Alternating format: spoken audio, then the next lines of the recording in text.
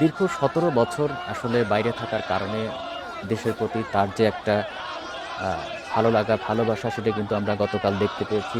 তিনি বিমানবন্দরে বাইরে এসে কিন্তু খালি পায়ে কিন্তু বাংলাদেশের মাটি তিনি স্পর্শ করেছেন এবং তিনি আবেগ আপ্লুত হয়ে পড়েছেন। সে দৃশ্য দেখে কিন্তু বিএনপির যারা নেতাকর্মী ছিলেন তারাও কিন্তু আসলে আবেগ আপ্লুত হয়ে পড়েন। তিনি অনেকক্ষণই কিন্তু মাটিতে খালি পায়ে দাঁড়িয়েছিলেন। আমরা আজকেও দেখতে পাচ্ছি গতকালের মতো একই রকমের বাঁধভাঙা উচ্ছ্বাস সাধারণ মানুষের মধ্যে, নেতাকর্মীদের মধ্যে। এই মুহূর্তে আমরা দেখতে পাচ্ছি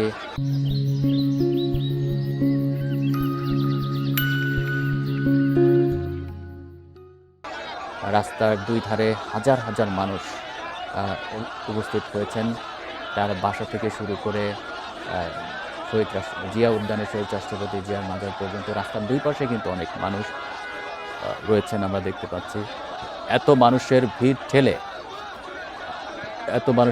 ঠেলে আসলে গাড়ি বহরটি নিয়ে যাওয়া আসলে কঠিন হয়ে যাচ্ছে।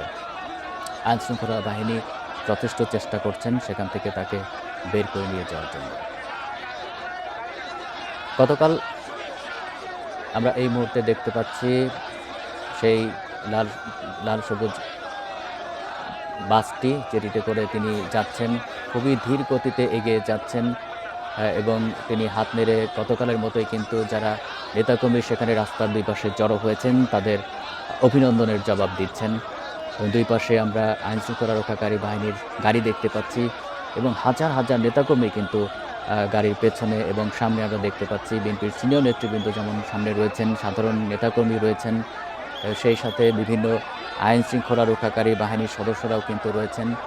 খুবই ধীর গতিতে দেখতে পাচ্ছি গাড়িটি আস্তে আস্তে এগিয়ে যাচ্ছে। অনেকের হাতে আমরা পতাকা দেখতে পাচ্ছি এবং সামনে বিএনপির সিনিয়র নেতৃবৃন্দ গাড়ি বহরটিকে আস্তে আস্তে এগিয়ে নিয়ে যাচ্ছেন।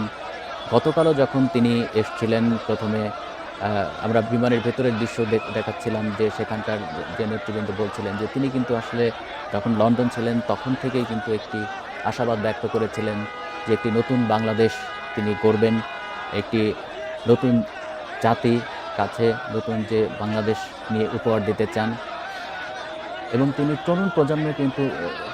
তরুণ প্রজন্মের মধ্যে কিন্তু একটি বড় ধরনের একটি উৎসাহ তিনি দেখতে পেয়েছেন এবং তাদেরকে কিন্তু বলেছেন যে তরুণরাই হচ্ছে আগামীতে নেতৃত্ব দেবে এবং রাষ্ট্রভার গ্রহণ করবে। তাই তরুণদের কিন্তু বুঝে শুনে পা ফেলতে হবে। যে কোনো রকমের উস্কানিতে ধৈর্য ধরার আহ্বান কিন্তু তিনি জানিয়েছেন। আমরা এই মুহূর্তে দেখতে পাচ্ছি গাড়িবহরটি খুবই ধীর গতিতে এগিয়ে যাচ্ছে। আইনশৃঙ্খলা রক্ষাকারী বাহিনীর সাথে সাথে আমরা দেখতে পাচ্ছি সাংবাদিকেরাও সেখানে রয়েছেন এবং সর্বস্তরের জনগণ সেখানে রয়েছেন, নেতাকর্মী রয়েছেন। তার মধ্যে দিয়েই কিন্তু গাড়িবহরটি আস্তে আস্তে এগিয়ে চলেছে ধীর গতিতে এগিয়ে যাচ্ছে আর হয়তো অল্প কিছুক্ষণের মধ্যেই শহীদ জিয়াউর রহমানের মাজার প্রাঙ্গণে উপস্থিত হবে।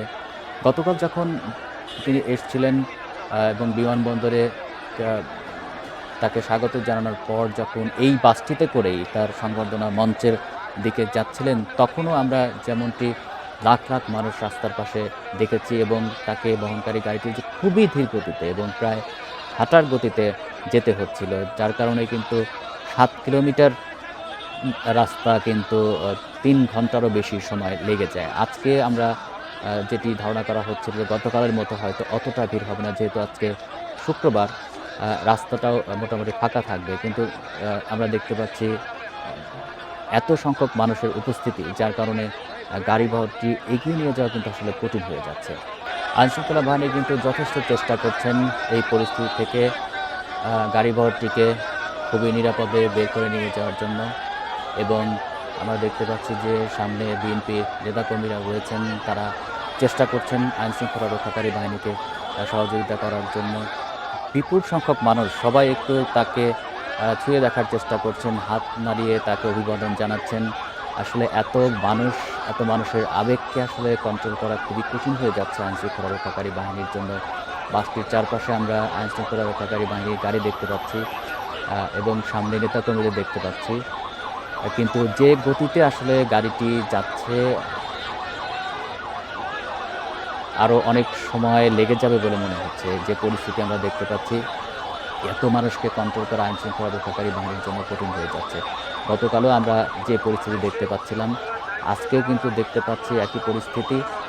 হয়তো সেখানে পৌঁছাতে যে সময়টা নির্ধারণ করা হয়েছিল, সেই সময়ের মধ্যে নির্ধারিত সময়ের মধ্যে হয়তো সেই জায়গাটিতে পৌঁছানো সম্ভব হবে বলে মনে হচ্ছে। ঢাকার যে ১৮ আমরা দেখতে পাচ্ছি গতকালও যেমন ধৈর্যের সাথে তিনি সারা রাস্তা ৩ ঘন্টা তিনি বাসের মধ্যে দাঁড়িয়ে থেকে নেতাকর্মীদেরকে অভিনন্দনের জবাব দিয়েছেন। আজকেও কিন্তু আমরা দেখতে পাচ্ছি তিনি বাসে ওঠার পর থেকেই কিন্তু একইভাবে দাঁড়িয়ে রয়েছেন এবং রাস্তার দুই পাশে যে বিপুল নেতাকর্মী, সাধারণ মানুষ জড়ো হয়েছেন, তাকে অভিনন্দন জানাচ্ছেন, সেগুলোর জবাব দিচ্ছেন।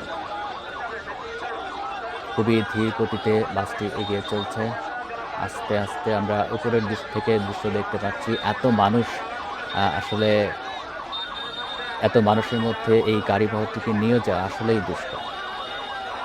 তারপরও বিএনপির যারা সিনিয়র নেতৃবৃন্দ রয়েছেন তারা কিন্তু সেখানে সামনে রয়েছেন। তারা চেষ্টা করছেন আইনশৃঙ্খলা রক্ষাকারী বাহিনীকে সাহায্য করার জন্য, যাতে নিরাপদে এই গাড়িবহরটি শহীদ রাষ্ট্রপতি জিয়াউর রহমানের মাজার পর্যন্ত পৌঁছানো যায়। আমরা অনেক নেতাকর্মীকে দেখতে পাচ্ছি বিএনপির পতাকা হাতে, তারা পতাকা নাড়াচ্ছেন।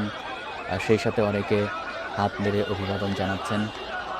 আমরা গতকাল যেটি দেখতে পাচ্ছি সেই একই পরিস্থিতি কিন্তু আমরা আজকেও দেখতে পাচ্ছি এবং তার যে আরও কর্মসূচিগুলো রয়েছে সেখানেও একই অবস্থা হবে বলে ধারণা করা যাচ্ছে। কারণ হচ্ছে যে মানুষের মধ্যে এত যে আবেগ কাজ করছে, তারেক রহমানের দীর্ঘ ১৭ বছর পর দেশে আসার কেন্দ্র করে, সেটি আসলে এই আবেগ আসলে নিয়ন্ত্রণ করা আসলে আইনশৃঙ্খলা রক্ষাকারী বাহিনীর পক্ষে কঠিন হয়ে যাচ্ছে।